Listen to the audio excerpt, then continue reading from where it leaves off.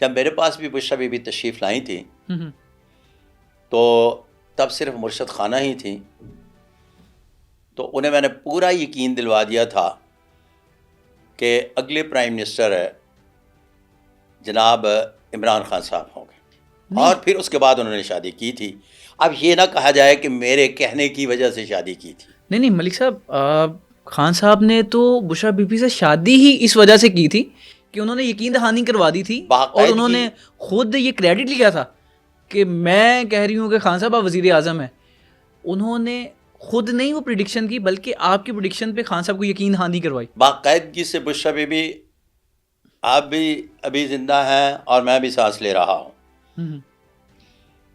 آپ میرے آفس میں تشریف فرما تھی تو آپ سے باقاعدگی سے یہ کہا تھا، چونکہ میں ایک بیانیہ لے کر آ رہا ہوں کنگ میکر کا، تو میں اپنے بیانیے کے ساتھ جاؤں گا اور اس کے بعد باقاعدہ قوم سے معافی مانگوں گا کہ یہ میری کنگ میکر کی پیش گوئی غلط ہوئی، اور پھر میں اپنے جو new laws of palmistry by Sadiq Malik palms بنا رہا ہوں ان کو مکمل کروں گا، اور پھر دوبارہ ٹیلی ویژن پر آؤں گا اور میں پیش گوئی نہیں کروں گا، اور میرے پیش گوئی نہ کرنے کا فائدہ جو ہے سب سے بڑا فائدہ بشرا بی بی کو ہوا، اس لیے کہ میں پچھلے 1996 سے جو ایک اپنا سلوگن لے کے لا رہا تھا کنگ میکر کا، وہ ان کے کام آیا۔ واللہ عالم بالصواب۔ اچھا ملک صاحب، میں ایک اور چیز ڈسکس کرنا چاہتا ہوں کہ اس دوران بشرا بی بی اکیلی نہیں آئی، ساتھ خاور مانی کا بھی تھے۔ ہاں، خاور مانی کا بھی ساتھ ہے۔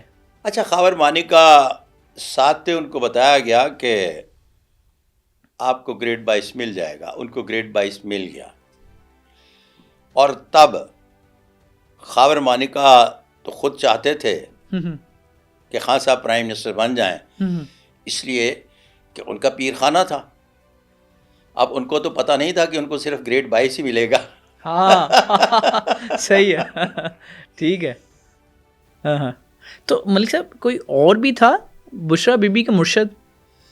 اچھا، جب بشرا بی بی کے مرشد کی بات کرتے ہیں تو اس طرح سے ہے کہ اس دوران بے شمار شخصیات میرے پاس تشریف لائیں۔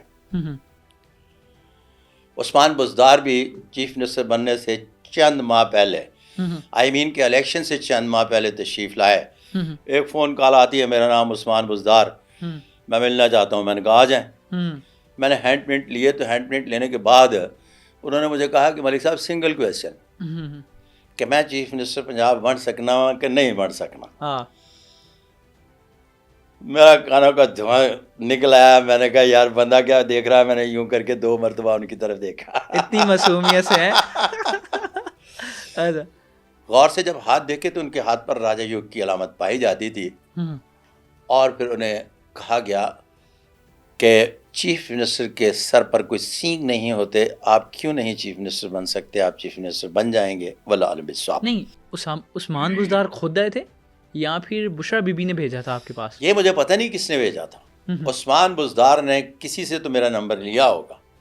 عثمان بزدار فون کر کے جب تشریف لاتے ہیں تو تشریف لانے کے بعد میں نے ان سے ایک بات کہی، وہ بات میں نے نتھار اس لیے کر لیا کہ میں نے ان سے کہا کہ یار وہ چیف سیکرٹری سندھ جو ہے نا، میرا ایک چھوٹا سا کام تھا، تو میں نے کہا یہ ایک چھوٹا سا کام ہے سر، کر دیں۔ تو انہوں نے وہاں کراچی میں 2 بزدار ہیں، تو وہ جو ہیں آپ ان بزداروں میں سے ہیں، اور بزدار تو سندھ میں ہوتے ہیں، تو آپ تو کہنے لگے نہیں وہ میرے کزن ہیں، تو ہم نیچے والی پٹی میں ہوتے ہیں، رحیم یار خان، تو ہم پنجاب سے ہیں۔ تو یہ میں نے اس حد تک تو ویریفائی کر لیا تھا کہ ان 2 بزدار نے تو انہیں بھیجا نہیں ہے۔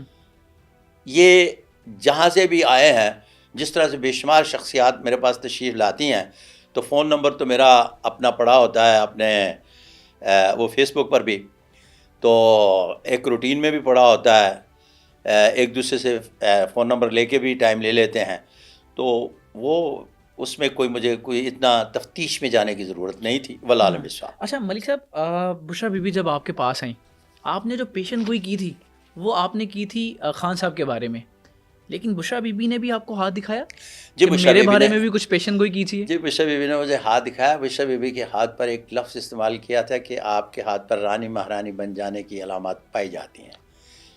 جبکہ خاور مانیکا سے کہا کہ آپ کو گریڈ 22 مل جائے گا. واللہ عالم بالصواب. تو اس کے بعد بشرا بی بی نے رابطہ کیا کبھی؟ نہیں، بشرا بی بی نے اس کے بعد رابطہ نہیں کیا. بشرا بی بی نے رابطہ نہیں کیا، بلکہ بشرا بی بی نے اپنی ایک بیٹی کی شادی کرنا تھی. تو ہمارے ہاں ایک مشترکہ دوست ہیں، ان کے ہاں مجھے بلوایا گیا اور پھر پوچھا گیا کہ ان کی شادی کے بارے میں. تو میں نے گزارشات پیش کی کہ میرج لائن وہ اچھی تھی، ان کے ہاتھ پر اب پائی جاتی تو شادی کر دیں. تو وہ ماشاءاللہ شادی اب تک چل رہی ہے.